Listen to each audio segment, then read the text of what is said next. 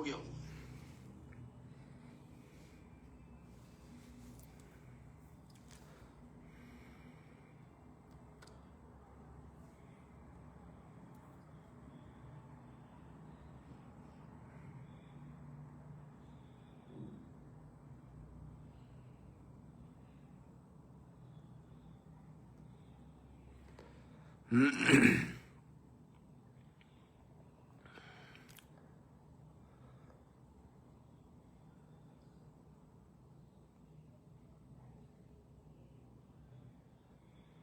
मयंक भाई जरा बताएंगे, क्योंकि मुझे कैसा है, सब क्लियर है कि नहीं, क्योंकि मैं पहली बार कर रहा हूँ ना।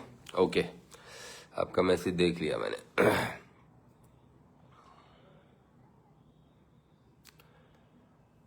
Okay okay okay.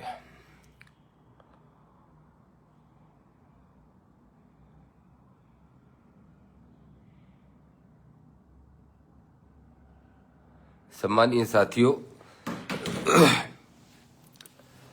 मैं इस समय मध्य प्रदेश से बाहर हूं और बाहर होने के कारण मेरी सोशल मीडिया की टीम या हमारे साथी मेरे साथ में नहीं है, और उनके साथ ना होने के कारण मैं पहली बार स्वयं फेसबुक लाइव कर रहा हूं स्वयं। अदरवाइज वो तैयारी करके देते हैं और मैं सिर्फ आप तक संदेश पहुंचाने का काम करता हूं। बंधुओं, बहुत महत्वपूर्ण विषयों पर बातचीत करने के लिए मैं आपके बीच में उपलब्ध हुआ हूं। सबसे पहले तो जो कल रैली हुई है इंदरगढ़ के अंदर, उसके संबंध में बात करना चाहता हूं।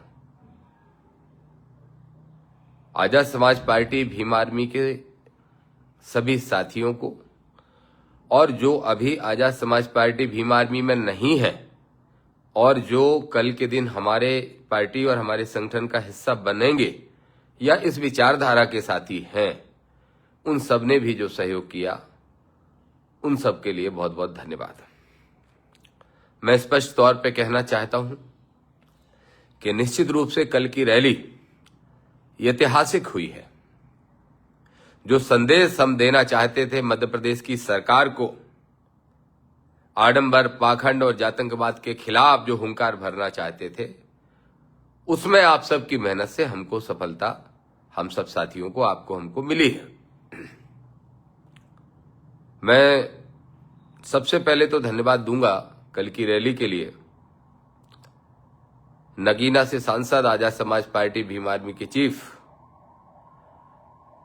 और शोषित वंचित दबे कुचलों की इस देश के अंदर राष्ट्रीय स्तर पर इकलौती आवाज आदरणीय भाई चंद्रशेखर आजाद जी को, राष्ट्रीय अध्यक्ष जी को, जिन्होंने बहुत कम समय में ये कार्यक्रम भी दे दिया और कार्यक्रम में भी वो सारी बातें, वो सारे मुद्दे पे चर्चा करके सभी साथियों का उत्साह बढ़ाने का काम किया और आडंबर, पाखंड और जातिवादी सोच के खिलाफ एक हुंकार भरने का काम किया।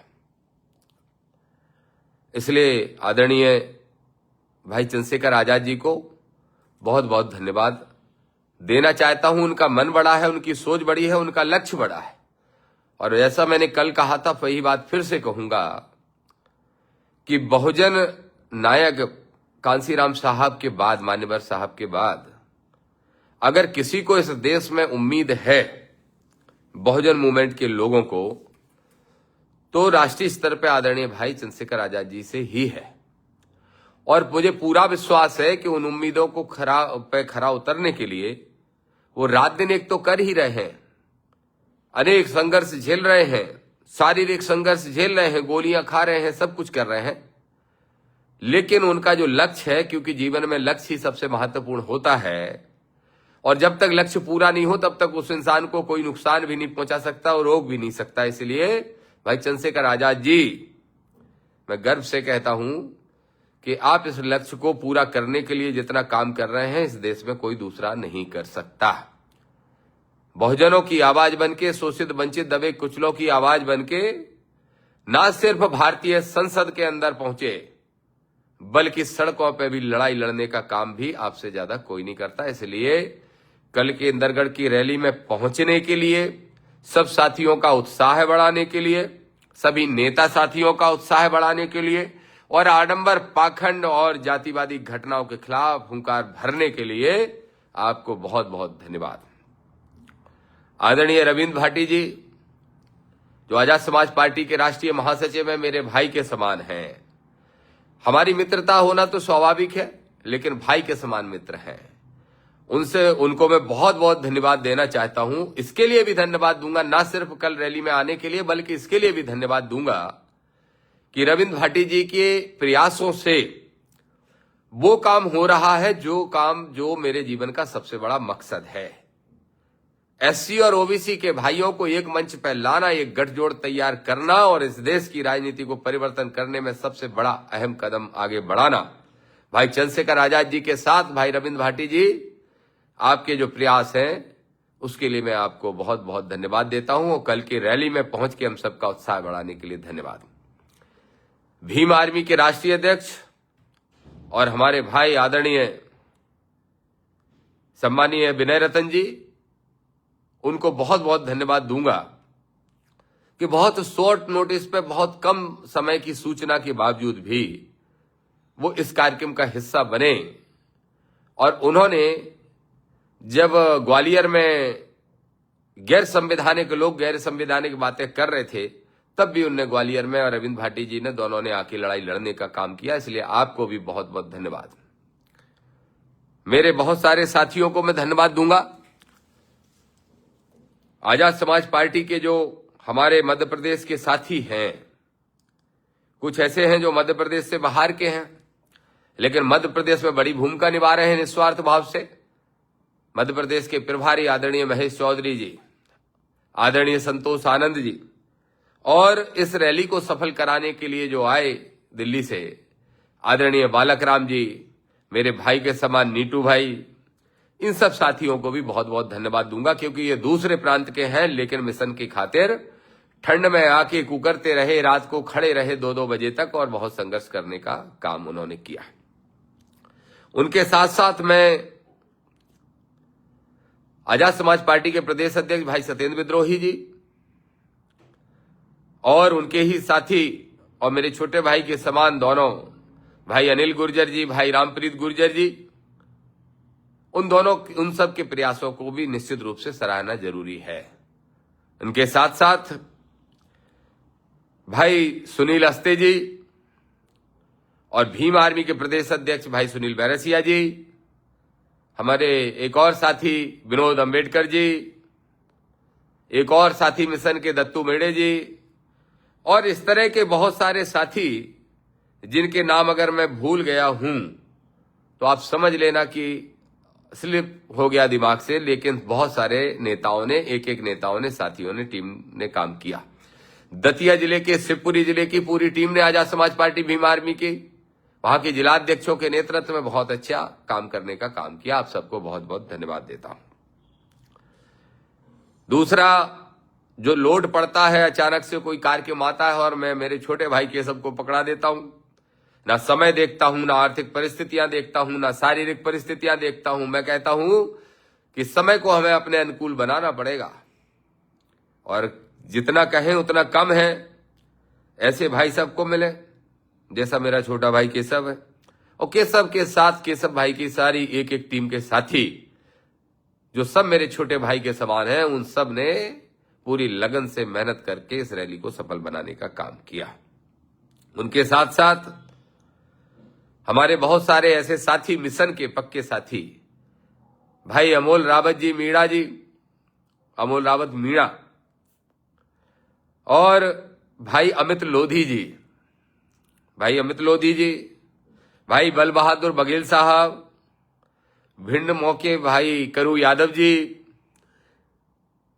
उनके साथ साथ भाई नवाब कुशवाहा जी, हमारे पुराने संघर्ष के साथी, लला पारीछा जी, जयराम पलिया जी जाटर साहब, और जयराम पलिया जी के साथ साथ देवेंद्र राठौर जी, राजेंद्र रजक जी, और उनके साथ साथ जो हमारे भतीजे हैं मधुसूदन, उनकी भी पूरी टीम ने बहुत मेहनत करने का काम किया है।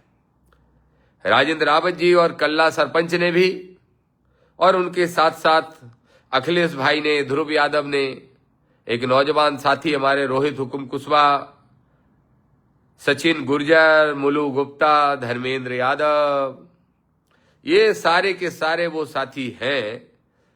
और मेरे ज्येष्ठ पुत्र प्रियेश यादव और उनके सारे साथी मित्र, सब साथियों ने बहुत मेहनत करके रैली को सफल बनाया। इसके लिए सबको धन्यवाद। भोपाल से भी बहुत सारे साथी चल के आए। भाई अमित बंसौड़ जी आए, भाई कमल कुशवाहा जी आए, भाई दिलीप मस्के जी आए, भाई मिलिंद सरदार जी आए, और हमारे बहुत महत्वपूर्ण साथी भाई मेघ शर्मा जी आए, और सौरभ यादव, चूंकि उनके नानी का कुछ देहांत हो जाने के कारण वो नहीं आ पाए, लेकिन सौरभ का सहयोग भी सबसे बहुमूल्य था। अमन भाई का, संजय भाई साहब का, संजय यादव जी का, और उन सब निष्पक्ष मीडिया के भी साथियों को धन्यवाद दूंगा जिन्होंने हमारी बात जो 50,000 तक रह जाती है उसको 50 करोड़ तक पहुंचाने का काम किया। आज देश में कल के कार्यक्रम की चर्चा हो रही है। मैं इसलिए भी इस रैली को बहुत सफल मानता हूं, सफल नहीं बहुत सफल मानता हूं, क्योंकि 26 तारीख को जब भाई ने रैली की मुजफ्फरनगर में, उसके बाद 27 तारीख के शाम को फेसबुक लाइव आके स्वयं घोषणा की। स्वाभाविक है, अचानक से घोषणा हुई, 90% नेताओं को जानकारी में नहीं था, तो फिर घोषणा के बाद इतना समय ही नहीं बचा था कि बहुत तैयारी की जाती है। फिर भी 1-2 दिन बैठक करने में, प्रभारी जी के आने में, और सब स्वाभाविक है समय लग जाना। तो 1 दिन का 2 दिन का जो समय लग गया तो ऐसे ही निकल गए। 27 की 29 हो गई, और अगर 30 तारीख से किसी ने शुरुआत भी की तो 4-5 दिन में इतनी बड़ी तैयारी करना और इतना सफल आयोजन करना, आप सबको बहुत बहुत धन्यवाद। न सिर्फ दतिया जिला, शिवपुरी जिला या ग्वालियर चंबल अंचल, बल्कि मध्य प्रदेश के अनेक जिलों से आए हुए सभी साथियों को, दूर दूर से आए हुए सभी साथियों को, दूर दूर से आए हमारे आदरणीय सम्मानीय पत्रकार साथियों को जो मिशन विचारधारा को आगे बढ़ाना चाहते हैं मानवतावादी सोच के, उन सबको भी बहुत बहुत धन्यवाद देता हूं। और मैं दावे से कहता हूं, इतने कम समय में और किसी भी पार्टी, किसी भी संगठन की हिम्मत नहीं है, इससे आधी तो छोड़ो 25% भी रैली करने की। मैं तो दोनों बड़ी राष्ट्रीय पार्टियों के बारे में भी कहता हूं, उनकी भी हिम्मत नहीं है, उनका भी साहस नहीं है। तो आप सबको मैं बहुत बहुत धन्यवाद देता हूं। दूसरा, मैं आपको एक बात बताना चाहता हूं भाइयों, ये जो संघर्ष इस समय देश में छिड़ा है, ये विचारधारा का संघर्ष है। 2 विचारधाराओं की लड़ाई है, और निश्चित रूप से जिस तरीके से मैं कहूं कि अगर सत्ता आपके हाथ में होती है, आप सत्ता हासिल कर लेते हैं, तो आपकी विचारधारा, आपकी सोच को परोसने में, जनता तक पहुंचाने में, और उसके विचारधारा के ही आधार पर नीतियां बनाने में आपको आसानी होती है। अब ऐसे लोगों की सरकारें देश प्रदेशों में है जो मनुवाद को लागू करना चाहते हैं, मनु विधान को लागू करना चाहते हैं, आडंबर पाखंड के माध्यम से इस देश में सत्ता करना चाहते हैं, और जातिवादी सोच को बढ़ावा देना चाहते हैं। मैं आपको बहुत स्पष्ट तौर पे कहना चाहता हूं, और बड़े आत्मविश्वास से कहता हूं, जो मैंने कल कहा वही फिर कह रहा हूं। मेरे जीवन का अगर सबसे बड़ा कोई लक्ष्य है, कोई मकसद है, तो वो है इस विचारधारा को घर घर तक, गली गांव गांव तक, एक व्यक्ति तक, नौजवान बच्चों तक पहुंचाने का काम करें। हम आज संघर्ष करेंगे, हमारी पीढ़ियां सुधरेंगी, परिवर्तन तो अभी आएगा, अभी लेके आएंगे। लोग भरोसा नहीं करते थे कि भाई चंद्रशेखर आजाद जी सांसद बनेंगे, वो भी इतने बड़े वोटों से, वो भी अपनी पार्टी से, बिना किसी के समर्थन के, पर बन के दिखा दिया। लोग भरोसा नहीं कर रहे थे कि 16 दिन में दामोदर यादव भी आपके सहयोग से 16 दिन के अंदर 30,000 वोट लाएगा, सिर्फ 10-12 हजार वोट से चुनाव हारेगा, लेकिन करके दिखा दिया। आप सब ने करके दिखा दिया, और आप सब करके दिखाओगे, इस देश के अंदर सत्ता बनेगी। और ऐसे लोगों की सत्ता जो संविधान को खत्म करना चाहते हैं, बाबा साहब का सम्मान नहीं करते बल्कि अपमान करते हैं, मानवर कांसीराम साहब की सोच को खत्म करना चाहते हैं, महात्मा फुले, पेरियार, ललई सिंह, साहू जी महाराज, बिरसा मुंडा, इन सब की सोच को खत्म करना चाहते हैं, ऐसे लोगों को जवाब देने का काम इंदरगढ़ की रैली ने किया है। एक और बात मैं कहूंगा कल बहुत सारे साथी कह रहे थे कि मंडल मंडल क्या घोषणा कर दी आपने, ये मंडल कौन है? भाइयों, इस देश में मंडल और कमंडल का ही तो लड़ाई चल रही है। याद करो मेरे पिछड़े वर्ग के भाइयों, आपने सुना होगा मंडल कमीशन की सिफारिश है, मंडल कमीशन की रिपोर्ट। जो मंडल कमीशन की रिपोर्ट है वो एक बीपी मंडल जी हुआ करते थे जो बिहार के मुख्यमंत्री रहे। एक कमेटी बनाई गई थी उनकी अध्यक्षता में, जिन्होंने पिछड़ों के बारे में आकलन करके बहुत शानदार रिपोर्ट प्रस्तुत की थी और सारी सिफारिशें लागू करने का आह्वान किया था, आग्रह किया था सरकार से। लेकिन उन सिफारिशों में 90% सिफारिशें अब तक लागू नहीं हो पाई। और यह भी एक इत्तेफाक है कि वो बीपी मंडल यादव ही थे। मैं खुद यादव हूं, लेकिन मैं ये मानता हूं कि यादव होने से बड़ा है एक बहुजन क्रांति का एक कार्यकर्ता बनना। और अब जो मंडल है सरनेम, वो मैंने इसलिए कहा क्योंकि मंडल सरनेम होने के नाते एक जाति विशेष तक आपकी सीमाएं नहीं रह जाती, बल्कि एक विचारधारा जो बाबा साहब, फुले साहब, मानवर कांसीराम साहब, पेरियार साहब, ललई सिंह जी, इन सब की विचारधारा जो थी, उस विचारधारा से सीधे आपके सरनेम से वो विचारधारा जुड़ती है और आपके विचार सब लोगों के सामने आपके सरनेम से ही प्रकट हो जाते हैं। और इसीलिए मैं चाहता हूं कि मेरा प्रयास है कि इस देश के अंदर SC ST OBC का गठबंधन बने। इस प्रदेश में हम इसकी शुरुआत करें, मध्य प्रदेश में ऐतिहासिक कदम उठाएं। कभी आदिवासी भाई पे पेशाब कर दी जाती है, कभी कुशवा भाई पे मंदिर के अंदर पैर धुलवा के पानी पिलाने के लिए, पैर धुला हुआ पानी पीने के लिए मजबूर किया जाता है, पिलाया जाता है। कहीं पासी समाज के व्यक्ति को लखनऊ के अंदर पेशाब सफाई कराई जाती है, चटाया जाता है एक बुजुर्ग को। कहीं हमारे ही अंचल के अंदर किसी नौजवान लड़के को बोलते हैं कि चिन्ना मिर्च पी लो और पेशाब पिलाने का प्रयास किया जाता है। सोचिए जरा कैसी घटना है। इटावा में अगर कोई कथावाचक जाता है भागवत पढ़ने, वही भगवान श्री कृष्ण की कथा जिसमें यादव कहते हैं हम कृष्ण वंशज हैं, तो भागवत पढ़ने पे उसकी चोटी काट दी जाती है, चोटी। कहीं लोधी भाई को रोक दिया जाता है, लोधी बहन को, कुर्मी बहन को कथा पढ़ने से रोक दिया जाता है, यही कथा भागवत की। कहीं पाल समाज को, कहीं कुशवा समाज को, कहीं कुर्मी समाज को लगातार अपमानित किया जा रहा है। गुर्जर समाज के एक अच्छे वाले बाबा हैं, उनके आश्रम को तोड़ने का प्रयास करने से लेके पता नहीं क्या क्या किया जा रहा है। तो इसलिए मैं आज आपके बीच में लाइव आया हूं मेरे भाइयों, कि जब तक SC ST और OBC की एक मुट्ठी नहीं बनेगी, एकता नहीं बनेगी, तब तक इस देश के अंदर हम प्रयास करते रहेंगे, लेकिन परिवर्तन नहीं आएगा, सत्ता हमसे बहुत दूर रहेगी।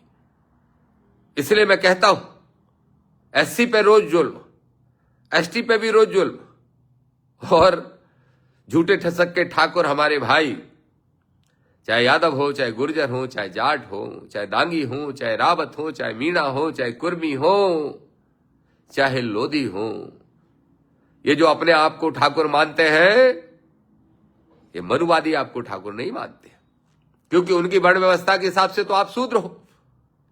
और शूद्र हो तो जब वो सत्ता में आए तो उसने अपनी औकात दिखा दी। जब तक वो SC भाइयों पर अन्याय अत्याचार कर रहे थे या आपसे ही करवा रहे थे और आप उनकी बातों में आके कर रहे थे, तब तक उनके लिए सब ठीक था। लेकिन जैसे ही वो सत्ता में आए और आपको ये गलतफहमी हुई कि ये सत्ता तो हिंदुत्व के नाम पे, राष्ट्रवाद के नाम पे हमने बनाई है वोट देके, और बनाते भी आप ही लोग। और जब आप इस मगरूर हुए, इस घमंड में चूर हुए, तो उन्हें आपका घमंड तोड़ने के साथ साथ आपको हैसियत दिखाने का काम कर दिया। जातिगत आधार पर आपके साथ भी वही घटनाएं की जो एक जाटा, वहरवार, जांगड़ा, बाल्मीक, महार, बलाई, बर्मा, पटवा, इन सब के साथ होती है। वही घटनाएं OBC के कुशवा पाल के साथ भी हो गई, वही नाई के साथ भी हो गई, वही केवट भाई के साथ भी हो गई, वही रजक के साथ, सबके साथ हो गई। फिर भी नहीं जागोगे क्या? कब समझोगे? इस दुनिया से चले गए महात्मा ज्योतिबा फुले, माता सावित्रीबाई फुले, प्रयास कर करके आपको शिक्षा का ज्ञान देके, शिक्षा का दीप जला के, और जब बाबा साहब ने उनको गुरु माना तो तुम क्यों गुरु नहीं मान सकते? बाबा साहब तो वो शख्सियत हैं जिनका कल हमने परिनिर्वाण दिवस के अवसर पर उनको श्रद्धांजलि भेंट की, पुष्पांजलि भेंट की, आदरांजलि भेंट की, उनको प्रणाम किया, उनको याद किया कि जिनकी पूजा पूरे देश में होती है। कुछ नालायकों आलायकों के कहने से कुछ नहीं होता। ये जो करते रहते हैं नालायकी, ना इनकी हैसियत है बाबा साहब के बारे में बात करने की। हमारे साथी समय समय पर जवाब दे देते हैं और फिर जरूरत पड़ेगी तो फिर जवाब दे देंगे। और अब की बार ऐसा जवाब देंगे, अब की बार ऐसे जवाब में देंगे कि छुपने के लिए जगह नहीं मिलेगी। इसलिए अभी भी सुधर जाए। हम संवैधानिक लोग संवैधानिक दायरे में चीजों को ठीक करना चाहते हैं। तो कब महात्मा फुले से लेके, बाबा साहब से लेके, कांसीराम साहब से लेके, पेरियार साहब से लेके, ललित सिंह जी से लेके, साहू जी महाराज से लेके, हमारे जो भी महापुरुष हैं, हमारे कबीरदास, रैदास और जितने भी महापुरुष हैं, उन सब के बारे में कब सोचोगे? उनके विचारों के बारे में कब सोचोगे? और जिस दिन सोच लोगे, यकीन मानो 1 महीना नहीं लगेगा और सत्ता में काबिज हो जाओगे, अगर चुनाव के समय आपने सही निर्णय कर लिया तो। इसलिए मेरे बहुजन साथियों, ये बहुजनों की लड़ाई है।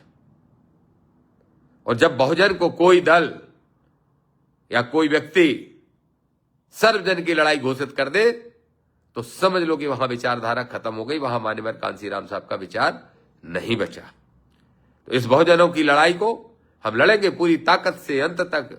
दामोदर यादव तो वादा करता है कि जीवन के अंत तक, जब तक इस जीवन में एक एक कतरा रहेगा इस शरीर में, तब तक लड़ता रहेगा सामाजिक न्याय की लड़ाई। लेकिन जरूरत नहीं पड़ेगी पूरे जीवन भर लड़ने की। क्रांति बहुत तेजी से आ रही है, देखा होगा आपने। और इंदरगढ़ की कल की रैली ने यह सिद्ध कर दिया कि 4-5 दिन के अंदर इतनी बड़ी रैली किसी कीमत पर नहीं हो सकती थी। तो मैं मिशन के पत्रकार साथियों को धन्यवाद दूंगा और साथ में प्रशासन को भी धन्यवाद दूंगा। उन्होंने बहुत अच्छी व्यवस्थाएं की और मैं ऐसी ही अपेक्षा करता हूं कि ऐसी ही व्यवस्थाएं आगे भी करते रहे। जब संविधानवादी लोग संविधानवादी बातों को आपके बीच में रखने का काम करें तो ऐसा ही करते रहे। मैं देख रहा था कल जब हेलीकॉप्टर में भाई के साथ ही आ गया दिल्ली, तो मैं देख रहा था और हम साथी देख रहे थे कि कुछ लोग निगेटिव कमेंट्स करते हैं। कितने परसेंट? 1-2%। और वो 1-2% की जातियां जरूर देख लेना और उनकी वो मनुवादी सोच देख लेना, सामंतशाही सोच देख लेना। मैं कहना चाहता हूं कि जितने भी षड्यंत्र कर रहे हो, सोच लो। मध्य प्रदेश के कुछ नेता बहुत षड्यंत्र कर रहे हैं। इस विचारधारा को तोड़ने में जो माहिर रहे हैं पहले, आज वो गलतफहमी में है। चंद्रशेखर आजाद को कमजोर मत समझ लेना, और अगर समझ लिया, आने दो 2028 का चुनाव, जमानतें जब्त कराने का काम करेंगे। आने दो, पता चल जाएगा 2028 के अंदर कि हम लोगों की ताकत कितनी है, चंद्रशेखर की आवाज में दम कितना है, दामोदर के साहस में दम कितना है, और एक एक हमारे साथी के अंदर लड़ने का कितना जज्बा है, और हमारी हैसियत क्या है बहुजनों की, ये बता देंगे इस बार। ना इस बार आडंबर चलने देंगे, ना पाखंड चलने देंगे। इसलिए मेरे साथियों, ये जो विचारधारा की लड़ाई है, इसको हमें हर हाल में जीतना है। आडंबर पाखंड की पराकाष्ठा है मध्य प्रदेश में। एक प्रयोगशाला बनाया मध्य प्रदेश को। पहले एट्रोसिटी एक्ट खत्म करने की जब बात हुई थी तो हमारे एससी के भाइयों ने खास तौर पे बहुत तेजी से सड़क पे उतर के और वो ताकत दिखाई थी कि चूल्हे हिल गई थी इनकी। अब आडंबर पाखंड फैला के फिर से मध्य प्रदेश की भूमि से ही एक नए क्रांति का ये आगाज करना चाहते हैं, जिसका मुंहतोड़ जवाब हम सब साथियों को जरूर देना है। एक बाबा है जो पर्चियां निकालने वाले को मैंने आज देखा, खबर देखी कि बंगाल में पहुंच गए भाई। बंगाल, क्योंकि बंगाल में चुनाव आने वाला है और जो सत्ताधारी का उनको संरक्षण है सत्ता का, तो उसकी एजेंटशिप तो करनी पड़ेगी, उसके प्रचारक के रूप में काम तो करना पड़ेगा। ये बहुत अच्छा तरीका निकाला मेरे ओबीसी के भाइयों, जरा समझो, एससी के भाइयों समझो, ओबीसी के एसटी के भाइयों भी समझो। ये बहुत अच्छा तरीका निकाला कि जब चुनाव आ जाए तो हिंदुत्व के नाम पे आपको बांट दिया जाए, एक कर दिया जाए और एक जगह वोट डलवा दिया जाए। और जो आदमी मंच से कहता हो ठटनी बने, आगी के लगे, नक कटा, छूत अछूत, मेरे पागलो, सही तो कहता है, गलत नहीं कहता जो आदमी, मेरे पागलो, पहले बिहार में गए थे ये कहने, मेरे पागलों, क्योंकि बिहार में चुनाव था। उत्तर प्रदेश में तो घुस नहीं पा रहे योगी के मारे, नहीं तो अभी तक पहले वहीं पहुंच जाते, इसलिए पश्चिम बंगाल पहुंच गए। मेरे पागलों, सनातनियों, अरे यात्रा निकालो, यात्रा चुनौती दे रहा हूं, अभी से करो घोषणा, 2 महीने 1 महीने की तैयारी रखना। हमें इस देश के न्यायपालिका पर पूरा भरोसा है। अगर गैर संवैधानिक मांगों को लेके गए, पिछली बार तो हमारी गलती रही कि हम देर से पहुंचे सुप्रीम कोर्ट, अब समय से सारी तैयारियां हैं, निकाल के देखो जरा यात्रा। इतनी हिम्मत है तो क्यों पलट गए? क्यों कहने लगे हिंदू राष्ट्र हमें कागजों में नहीं दिल में चाहिए? क्या होता है ये दिल में? क्या होता है दिल में? और ये होता क्या है हिंदू राष्ट्र? हिंदू मुस्लिम सिख ईसाई आपस में हैं भाई भाई, और बुद्धिस्ट इतने हो गए इस देश में कि तुम्हारी चूल्हे हिला देंगे, ये ध्यान रखना। तो ऐसे आडंबरी पाखंडियों को जवाब देना है और अपने मध्य प्रदेश को प्रयोगशाला नहीं बनने देना है। दूसरा एक और बात कहूंगा, ओबीसी आरक्षण का जो मुद्दा है मेरे भाइयों, बहुत गंभीर मुद्दा है। हमारे बहुत सारे साथी पहले से लड़ाई लड़ रहे हैं, कल पूर्व विधायक प्रजापति जी भी थे और भी बहुत सारे साथी, लेकिन ये लड़ाई जीती तभी जाएगी जब एससी और ओबीसी एसटी सब मिलकर लड़ेंगे। नहीं तो कभी संतोष वर्मा के नाम पे आपको धमकाया जाएगा, बिना गलती के गलत सिद्ध किया जाएगा, और जातिगत घटनाएं तो रोज आपके साथ की जाएंगी। तो ओबीसी का आरक्षण तो हमें मध्य प्रदेश में लागू कराना है। फिर कहना चाहता हूं सीएम मोहन यादव जी से, कब बजेगा डंका? 13% होल्ड अभ्यर्थी, लाखों अभ्यर्थी आपका इंतजार कर रहे, कब बजेगा डंका? यादव जी कब बजेगा डंका? इसलिए मैंने कल कहा कि वो मनुवादी यादव है, इसलिए वादा पूरा नहीं करते, लेकिन दामोदर यादव अम्बेडकरवादी यादव है, संविधानवादी यादव है, और दामोदर ने तय किया कि अब दामोदर यादव दामोदर मंडल है, और ये मंडल की सोच के तहत लड़ेंगे, बजाएंगे भोपाल में राजधानी में डंका, और 13% होल्ड अभ्यर्थियों को भी हटवाएंगे। और जैसा मेरे भाई ने कहा, बड़ा अच्छा कहा चंद्रशेखर भाई ने मुझसे हेलीकॉप्टर में, कि सिर्फ 13% होल्ड हटवाने तक लड़ाई को खत्म नहीं कर देने देना है, पहले वो जीतना है, उसके बाद 52% आरक्षण भी मध्य प्रदेश में ओबीसी के लिए लेना है, और सदन में भी ये मामला उठेगा, लड़ेंगे, पूरी ताकत के साथ लड़ेंगे। इसके साथ साथ प्रमोशन में रिजर्वेशन, मैं तो कहता हूं प्रमोशन में रिजर्वेशन का जो लोग विरोध करते हैं वो दो मोही सोच क्यों रखते हैं, दो तरह की सोच क्यों रखते हैं? जब आरक्षण मिले तो अच्छा, और जहां नहीं मिल रहा वहां बुरा। मैं पूरी तरह से प्रमोशन में रिजर्वेशन के समर्थन में हूं, ये स्पष्ट तौर पे आपको कहना चाहता हूं। एक और बात आपसे कहूंगा कि प्रमोशन रिजर्वेशन हो चाहे ओबीसी का आरक्षण हो, इनको लेके हम बहुत बड़ा आंदोलन भोपाल राजधानी में करने जा रहे हैं। दूसरा, कर्मचारी और अधिकारी भाइयों से भी कहूंगा कि हमारा साथ दो। किसका साथ दोगे? मुझे मालूम है आपने किसी दल का कभी बहुत साथ दिया, बहुत साथ दिया, आपकी दम पे, आपकी मेहनत से, आपके प्रयासों से खड़े हुए हैं दल, लेकिन इसका मतलब एक बात तो नहीं है, हाँ ये कहावत सच है कि दूध का जला मठा भी फूंक के पीता है, लेकिन मठा भी तो पीने का समय निकला जा रहा है, कब पियोगे? फूंक तो लिया, कितना फूंकना चाहते हो? अब दे दो साथ, नहीं तो मेरे भाइयों देर हो जाएगी। और ये जो संगठन है कर्मचारियों के, अधिकारियों के, एससी के, एसटी के, ओबीसी के, सबसे कहना चाहता हूं मेरे भाइयों, एक बार तो आवाज लगाओ, थोड़ी सी तो हिम्मत जुटाओ, जरा सत्ता में के प्रभाव से बाहर तो निकलो, और सत्ता के प्रभाव से बाहर निकलो तो तुम्हारे बयानों पे ऐसी नौटंकी, ऐसा बवाल कोई नहीं कर पाएगा। ये दामोदर यादव का वादा है, और बिना चंद्रशेखर भाई के पूछे कह रहा हूं, उनका भी वादा है, वादा है। निकलो, करो हम लोगों का सहयोग, मैं आह्वान करता हूं कि करिए हमारा सहयोग। इसके साथ साथ एक बात और कहूंगा कि अगले कार्यक्रम कब होंगे, अभी थोड़ा सा 1-2 दिन आराम कर लीजिए, ज्यादा दिन आराम नहीं करने दूंगा। आराम तो तब तक हमारे लिए ठीक नहीं है, हमारे स्वास्थ्य के लिए हानिकारक है, जब तक, जैसा मैंने कल कहा कि मध्य प्रदेश की विधानसभा में जय भीम का झंडा नहीं लहरा देते, तब तक आराम का तो कोई मतलब नहीं है भाई। तो इसलिए मैं कहता हूं मेरे साथियों, मेरे सभी संविधानवादी साथियों से भी कहूंगा कि जब कोई वीडियो डलता है, कोई कमेंट होते हैं, जरूर देखा करो, और सिर्फ जय भीम करके गायब मत हुआ करो, बहस किया करो इन मनुवादी और सामंतशाहियों से, और बहस तार्किक तरीके से।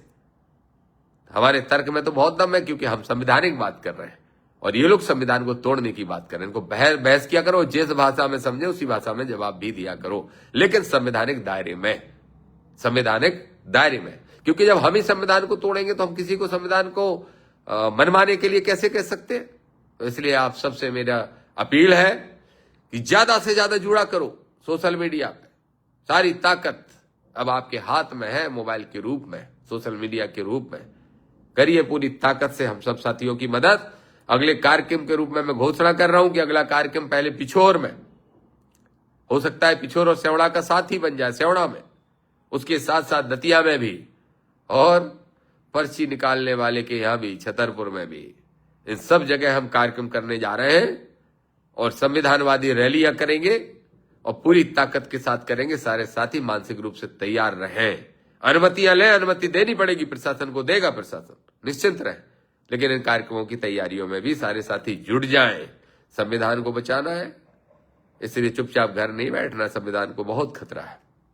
एक बात और कहूंगा, मेरे पिछड़े वर्ग के उन नेताओं से जो दूसरे दलों में काम कर रहे हैं लेकिन दुखी हैं, परेशान हैं, पर हिम्मत नहीं जुटा पा रहे। जुटाओ हिम्मत, निकल के आओ निकल के, और देखते हैं कि कौन क्या बिगाड़ता है। आओ इस नीले झंडे के नीचे, आओ हमारी विचारधारा के साथ। विचारधारा तो तुम्हारी भी वही है, इसलिए तो वहां बेचैन हो। तो फिर क्यों ढो रहे हो ऐसे दलों को जो आपको सत्ता से बेदखल रखना चाहते हैं, आपको हक अधिकार भी नहीं देना चाहते, बल्कि आपको छुआछूत की नजर से भी देखते हैं, छोटा बड़ा की नजर से भी देखते हैं। आओ, मुझे मालूम है बहुत सारे साथी मुझसे जो बात कर रहे हैं बिना नाम लिए, नाम लेना किसी का उचित नहीं है, कई हैं ऐसे जो विधायक बनने लायक हैं, ढेरों दर्जनों बनाएंगे। मेरी भाई से भी बात हो चुकी है और पार्टी के सभी प्रदेश के नेताओं से सबसे चर्चा हो चुकी है, जो अच्छे लोग हैं। और मैं तो अपनी पार्टी के साथियों से भी कहूंगा कि जो अच्छे लोग हैं टेस्ट कर लेना, अपनी विचारधारा के होना चाहिए पक्के, और विचारधारा से अगर पक्के हैं तो उनको पहले तो इस विचारधारा में समागम करवाओ, समय से करवाओ, ताकि टेस्ट भी पूरा हो जाए। और टेस्ट होने के बाद पूरी ताकत लगा के, पूरी हिम्मत के साथ 2028 के चुनाव में मध्य प्रदेश में परिवर्तन करना है। 2027 के रिजल्ट तो आएंगे ही, जैसी उत्तर प्रदेश में मेहनत हो रही है, लेकिन 2028 में मध्य प्रदेश में उसको हम साकार करेंगे, तभी सार्थक होगा हमारा प्रयास। तो इंदरगढ़ की रैली के लिए सारे आजाद समाज पार्टी, भीम आर्मी के सभी साथियों को बहुत बहुत धन्यवाद। हमारे सभी जो नेता आए थे उनको पुनः धन्यवाद। सभी पत्रकार साथियों को बहुत बहुत धन्यवाद। प्रशासन के लोगों को, खासतौर पर पुलिस प्रशासन को बहुत बहुत धन्यवाद, अच्छा काम किया आपने। और एक एक हमारा साथी जो पूरे प्रदेश से या देश के अन्य कोने से आए, उन सबको भी बहुत बहुत धन्यवाद देता हूं। और उम्मीद करता हूं कि ये जो मैं ब्रिज बनाना चाहता हूं, पुल बनाना चाहता हूं एससी और ओबीसी के बीच में, ग्वालियर, चंबल और बुंदेलखंड हमारी प्राथमिकता है, और इस प्राथमिकता को पूरी ताकत से आगे बढ़ाएंगे। फिर उसके बाद बिंद में घुसेंगे, फिर महाकौशल जाएंगे, फिर मालवा में भी जाएंगे। पूरे मध्य प्रदेश के अंदर परिवर्तन की लहर आएगी और जय भीम का झंडा 2028 में जरूर फहराएगा मध्य प्रदेश की विधानसभा के अंदर। और ये कोई शेख चिल्ली जैसा सपना नहीं है, ये वो हकीकत है जो हम करके दिखाएंगे। ये वही हकीकत है जो आज से 2 साल पहले हमारे भाई आदरणीय चंद्रशेखर आजाद जी ने करके दिखाई। किसी को भरोसा था क्या? किसी को भरोसा, फिर कह रहा हूं, था क्या 2023 के चुनाव में कि सेवड़ा का चुनाव इतना नजदीक पहुंच जाएगा? फिर मैं कह रहा हूं, मेरी गलती रही, सिर्फ मेरी गलती, मेरे किसी साथी कार्यकर्ता की, किसी पार्टी के नेता की कोई गलती नहीं, मेरी गलती रही कि देर से उस कांग्रेस को लात लगाई। अब उसी कांग्रेस के कुछ नेता षड्यंत्र कर रहे हैं, करो, सबक सिखाएंगे, आने दो समय, कसर मत छोड़ना, क्योंकि हम भी चुनाव में कोई कसर नहीं छोड़ेंगे। बाबा साहब की सोच का झंडा मध्य प्रदेश के अंदर, मध्य प्रदेश की विधानसभा के अंदर, सड़क पे, सदन में, सब जगह फहराने का काम आप और हम सब साथी मिलकर करेंगे। और माइनॉरिटी के लोग भी, मुस्लिम भाई भी बहुत ताकत के साथ हम लोगों का साथ दें। ये जो दल है कांग्रेस, ये आपका कुछ नहीं कर सकता, कुछ नहीं कर सकता, आपके लिए कोई भला काम नहीं कर सकता। तो इसलिए मेरा आग्रह है कि आप सब भी हमारे इस मिशन में साथ दें। आप सबको बहुत बहुत धन्यवाद। आप सभी को बहुत बहुत धन्यवाद देने के साथ साथ पुनः बधाई रैली के लिए। और पुनः ये रैली हमारा एक कोई ना पड़ाव है ना मंजिल है, ये तो राह की एक सीढ़ी है। ऐसी रोज चढ़ते जाना है, रोज संघर्ष को जारी रखना है और मध्य प्रदेश के सारे साथियों से कहूंगा, कहीं भी शासन प्रशासन सत्ता में बैठे लोग बाहुबली परेशान करें, हमारे प्रेम को जाति गठबंधन को तोड़वाने के लिए भी अगर कोई करे, कोई संकोच मत करना। किसी भी जाति के बाहुबली हो, मुझे संपर्क करना। मैं अपने गरीब और किसान और मजदूर के साथ खड़ा दिखा दूंगा, अपने कार्यकर्ता के साथ खड़ा दिखाऊंगा, अपनी विचारधारा के भाई के साथ खड़ा दिखाऊंगा। इसलिए पूरी ताकत से लड़े, पूरे साहस से लड़े। भाई चंद्रशेखर आजाद जी को हम बार बार बुला के परेशान नहीं करेंगे, वो बहुत व्यस्त रहते, पूरे देश की जिम्मेदारी है। लेकिन जब बुलाओगे तब आएगा दामोदर यादव और मध्य प्रदेश का एक एक नेता और लड़ाई लड़ने का काम करेगा। आप सबको बहुत बहुत धन्यवाद, सबको बहुत बहुत बधाई। जय भीम, जय संविधान, जय मंडल, जय जोहार।